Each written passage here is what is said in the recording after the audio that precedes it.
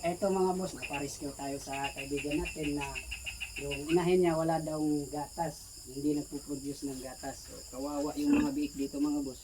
So medyo nangayayat na mga boss, wala daw gatas. So unang i-check nyo mga boss, pag walang gatas yung inahin is i-check nyo muna kung may lagnat siya.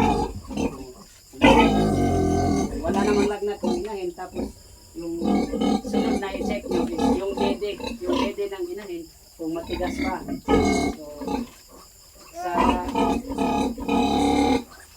China is wala naman, hindi naman matigas yung dede niya. So commonly wala lang talaga siyang gatas, hindi nakapag-produce ng gatas yung inahin na to. So yung ibibigay natin na gamot sa kanya mga boss is isang uri ng oxytocin, sa Elwalsin mga boss, baka kasi hindi nagpo-produce ng oxytocin yung katawan niya, yung natural oxytocin hindi siya nagpo-produce.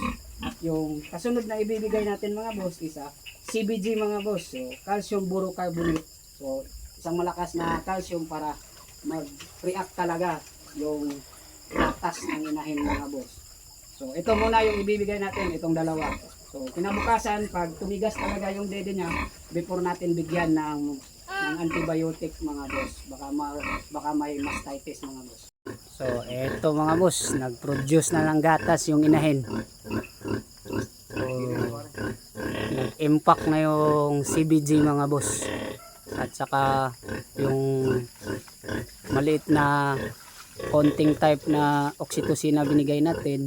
Kasi wala naman palang mastitis yung inahin, pero talagang hindi nagpo-produce ng gatas. O ngayon talagang tumutulo na yung gatas mga boss, madami ng gatas.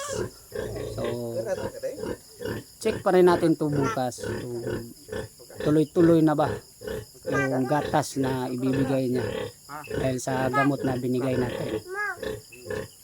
Solid na yung gatas, busog na yung mga biik.